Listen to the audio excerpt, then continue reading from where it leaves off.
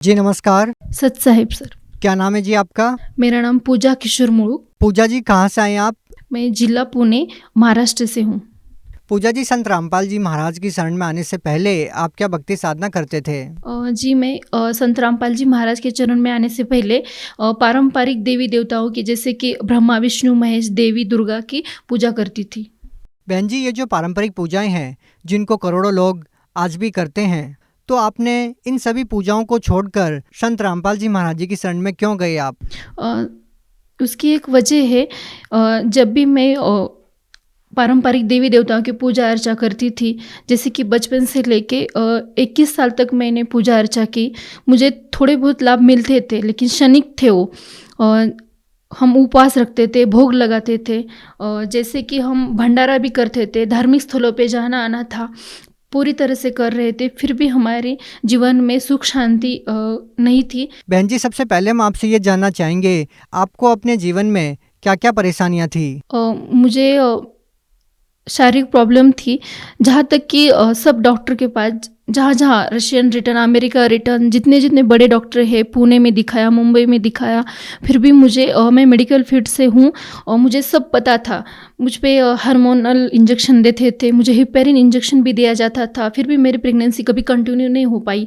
बार बार मेरे मिसकैरेज होने की वजह से हम बार बार, मेरे घर वाले भी निराश होते थे और हम भी निराश होते थे, फिर भी हमें कोई समाधान नहीं मिला। मेरे 7 बार एबॉर्शन हो चुके हैं और मुझे पूरी बेड रेस्ट दी जाती थी, मैं एडमिट रहती थी, इंजेक्शन तो हर बार हिपेरिन लगाया जाता था, जो जो एडवांस ट्रीटमेंट है वो सब मुझे दी जाती थी, फिर भी मेरी प्रेगनेंसी कभी कंटिन्यू नहीं हो पाई।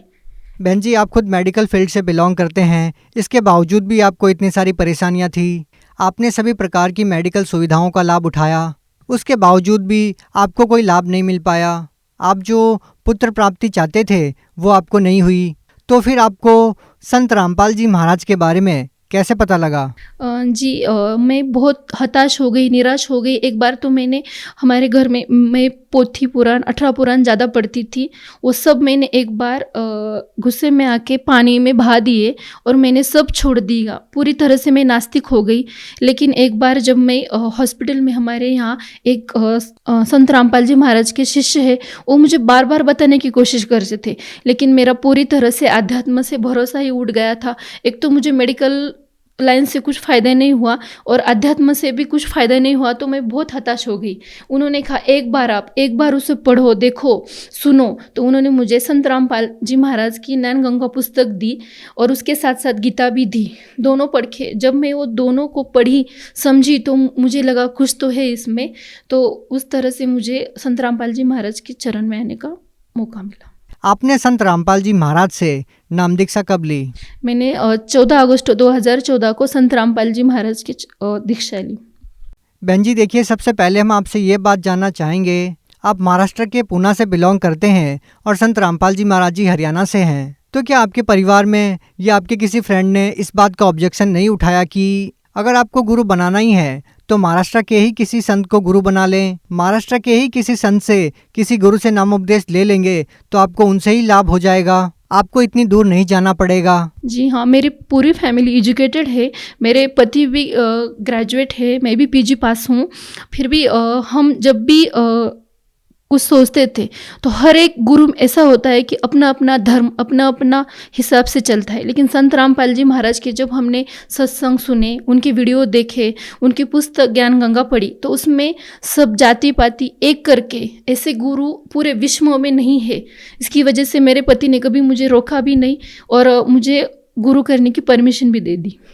आपने संत रामपाल जी महाराज जी से महाराष्ट्र से इतनी दूर जाके नाम दीक्षा ली और उनके अनुयायी लगातार इन बातों का दावा करते हैं कि उनसे नाम दीक्षा लेने के बाद उनके असाध्य रोग दूर हो जाते हैं, उनको धन की प्राप्ति होती है, उनको संतान की प्राप्ति होती है। तो हम आपसे जानना चाहेंगे, आपको भी अपने जीवन में एक संतान चाहिए थी, हम आपसे ये जानना चाहेंगे क्या आपको संत रामपाल जी महाराज से नाम दीक्षा लेने के बाद संतान प्राप्ति हुई? जी हाँ, मैं आप सबको ये बताना चाहती हूँ कि जहाँ पे मेडिकल साइंस ख़त्म होता है, मेरी पूरी निराशा हो चुकी थी। मैं खुद को समाप्त करने पे तुली थी। उसी समय मुझे एक बार हमारे संत रामपाल जी महाराज के शिष्य ने बताया कि एक बार आप जाओ। मैं खुद मेरे पति ने मुझे भेजा भी वहाँ पे। मैं खुद वहाँ बरवाला आश्रम चली गई। वहाँ पे गई, जाने के बाद सब डॉक्टर ने बोला था कि आप कभी माँ नहीं बन सकती, कभी आपको बच्चे नहीं हो सकते। एक पुजारी ने तो बोला था कि जब आप पत्थर पे पत्थर मारोगी तभी आपको एक हाथ चमत्कार होगा, तभी आपको कुछ तो होगा। तो संत रामपाल जी महाराज के चरण में जाने के बाद मुझे ऐसा चमत्कार हुआ। 1 साल में मुझे एक लड़की हुई, वो बहुत स्वस्थ और सुंदर भी है। क्या जब आपने संत रामपाल जी महाराज से नाम दीक्षा ली उसके बाद आपको प्रेगनेंसी में कोई दिक्कत नहीं आई? नहीं, एक बार मुझे रोज़ हिपैरिन लेना पड़ती थी। बहुत सारी 30 या 32 टैबलेट थी, रोज़ खानी सुबह शाम पड़ती थी और पूरे पूरे दिन मैं लेटी रहती थी, दिन भर रात भर। 1 मिनट भी उठ नहीं पाती थी, एडमिट रहती थी। लेकिन जब से मुझे प्रथम नाम ही मिला था, मुझे जब प्रेगनेंसी हुई तो मैंने 4 महीने ड्यूटी भी की। 4 महीने के बाद एग्ज़ाम होता है, मैं पीजी की एग्ज़ाम देती थी पुणे यूनिवर्सिटी में, तो मैंने 3 घंटे का अप डाउन भी किया। उसी समय मुझे कुछ प्रॉब्लम नहीं हुई। उसके बाद जब बच्ची हुई तो मैं सीज़र करना चाहती तो वो नॉर्मल हो गई और भगवान की दया से 8 महीने में डिलीवरी होती तो बच्चे का वज़न भी बहुत अच्छी तरह होता था। बहन जी, इतने सारे अबॉर्शन होने के बाद नॉर्मल डिलीवरी का होना बहुत मुश्किल है, तो आप क्या कहना चाहेंगे? डॉक्टर भी, जो मेरे डॉक्टर थे, मैंने नॉर्मली ट्रीटमेंट डॉक्टर के पास रखी थी। वो भी डॉक्टर अचंभित हो गए कि आपके इतने सारे अबॉर्शन होने के बाद भी आपने इस अच्छी तरह से पूरी प्रेगनेंसी कंटिन्यू की। वो बोल रहे थे कि प्रेगनेंसी में हिपैरिन, हार्मोनल इंजेक्शन दिए जाते थे। तो जब मेरी 2 लड़कियां हैं तो बिल्कुल भी मुझे अभी हार्मोनल इंजेक्शन नहीं दिए। पूरी तरह से दोनों बच्चियां नॉर्मल है मेरी। क्या संत रामपाल जी महाराज से नाम दीक्षा लेने के बाद आपको और कोई भी लाभ मिले? जी हाँ, जब हम एक बार ऐसा हुआ, जब हम ऑपरेशन थिएटर में ऑपरेशन करने के लिए गए थे, हमारा कैंप होता है, तो वहाँ पे फ्यूमिगेशन थोड़ा प्राइवेट हॉस्पिटल में था वो ओटी। जब हमारा थोड़ा फ्यूमिगेशन ज़्यादा होने की वजह से हमारी आँख की पूरी रोशनी चली गई। घर पर आने पर सब स्टाफ था हमारा, उनको थोड़ी थोड़ी दिक्कत होने लगी, मुझे भी। हमारी पूरी आंखें ब्लैंक हो गई, हमें कुछ भी नहीं दिखाई देता था। हम टेंशन में आ गए कि क्या हो रहा है हमारे साथ, क्या हुआ होगा। जब हमने एक दूसरे को फ़ोन लगाया तो सबको ऐसा ही होने लगा था। सब डॉक्टर के पास चले गए, लेकिन मैं डॉक्टर के पास, क्योंकि शाम का टाइम था तो चली नहीं गई। तो जब मैं रात भर संत रामपाल जी महाराज से प्रार्थना करती थी कि परमात्मा तुम ही मुझे बचाओ, जो करना है वो हमारे साथ, संत रामपाल जी महाराज तुम ही हमारी रक्षा करो। और सुबह तक मैं संत रामपाल जी के महाराज के सामने ही बैठी रही और सुबह होते ही हमारी रोशनी चली आ गई और कुछ प्रॉब्लम नहीं, डॉक्टर के पास भी बिल्कुल जाना नहीं पड़ा हमें।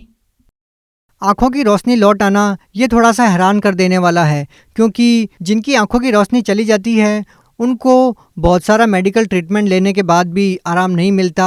आपको इन सभी चीज़ों से कैसे लाभ मिला? आपकी आँखें कैसे ठीक हुई? जिसके साथ यही होता है ना, तो उससे वो चमत्कार से ज़्यादा कम नहीं होता।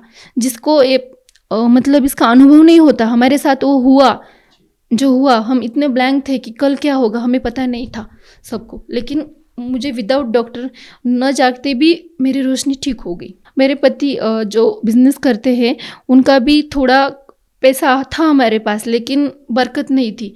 जब से संत रामपाल जी महाराज के चरण में आए, हम उनसे नाम दीक्षा ली है, हम उनका जाप वगैरह करते हैं, तब से जो भी है तो वो कम नहीं बल्कि बढ़ रहा है और सुख शांति से हम अभी रह रहे हैं। मेरे पति को गुटखे की आदत थी, बहुत ख़राब थी वो। उन्होंने 2-3 बार डॉक्टर के पास व्यसन मुक्ति केंद्र में छुड़ाने की भी प्रयास किया, उनको नहीं चाहिए था लेकिन छूट नहीं रहा था। और मीट बहुत ज़्यादा खाते थे वो, तो वो भी नहीं छूट रहा था। सब बोलते थे कि इसका मीट ज़िंदगी भर कभी नहीं छूटेगा। लेकिन संत रामपाल जी महाराज की ऐसी दया हुई, उन्होंने नाम लेते ही गुटखा और मीट उसी दिन से बंद किया है। उन्होंने बहुत बार प्रयास किया, उन्होंने बहुत बार कोशिश की, लेकिन कभी नहीं हुआ। लेकिन संत रामपाल जी महाराज से नाम दीक्षा लेने के बाद वो सब बुरी आदतें छूट गई। बहन जी, हम आपसे ये जानना चाहेंगे कि आप महाराष्ट्र के पुणे से बिलोंग करते हैं और संत रामपाल जी महाराज जी हरियाणा से हैं, तो महाराष्ट्र में भी बहुत सारे संत हैं, तो हम आपसे ये जानना चाहेंगे कि संत रामपाल जी महाराज अन्य संतों से किस प्रकार से अलग है? इतने सारे लाभ आखिर वो देते कैसे हैं अपने शिष्यों को? संत रामपाल जी महाराज अन्य संतों से ऐसे अलग है कि वो जो बात बोलते हैं, सत्संग सुनाते हैं, वो खुद मन का नहीं सुनाते। जो भी कुछ बताते हैं वो 18 पुराण, 4 वेद, हमारे शास्त्रों से, धर्म ग्रंथों से पढ़ पढ़ कर सुनाते हैं। कभी भी एक बात भी वो अपने मन की नहीं बोलते। वो सबसे बड़ा सत्य है, जो कि सब लोग अपने मन गढ़ंत कहानियाँ बोलते हैं, फंसाते हैं। लेकिन आजकल की पीढ़ी है जो पढ़ी लिखी है, संत रामपाल जी महाराज की दया से हम पर शिक्षा का असर है जो, तो उसका उपयोग करना चाहिए। चारों तरफ देखकर क्या सच है, क्या झूठ है, क्या गलत है, क्या सही है, पुराण खोलकर देखने चाहिए। उससे पता चलता है कि क्या झूठ है और क्या सच है। बहन जी, आप भगत समाज को क्या संदेश देना चाहते हैं? जी, मैं सभी लोगों को यही संदेश देना चाहती हूँ कि जो पढ़े लिखे हैं, जो बोल रहे हैं कि हमारा अभी टाइम नहीं है भक्ति करने का, तो वो सब लोग सुनो, पढ़ो, बाजू में देखो, अपने 18 पुराण खोल के देखो, अपने जो भी धर्म ग्रंथ है उसको देखो, पढ़ो और जानिए, जानकर ही नाम दीक्षा लो। जो व्यक्ति आज संत रामपाल जी महाराज से नाम दीक्षा लेना चाहता है, वो उनसे नाम दीक्षा कैसे ले सकता है? बहुत सारे टीवी चैनल पर संत रामपाल जी महाराज के प्रवचन आते हैं, सत्संग आते हैं, यूट्यूब पे आते हैं, फेसबुक के आते हैं। तो आप उसको सर्च करो, देखो, और उस पर एक नीली पट्टी होती है, उस पर मोबाइल नंबर होते हैं। सभी भक्त जिसको जिसको नाम लेना है निःशुल्क नाम दान दिया जाता है। और अपने नज़दीकी नामदान केंद्र का पता करके वहाँ पे जाकर आप नाम दीक्षा ले सकते हैं। जी, बहुत बहुत धन्यवाद। सत साहिब सर।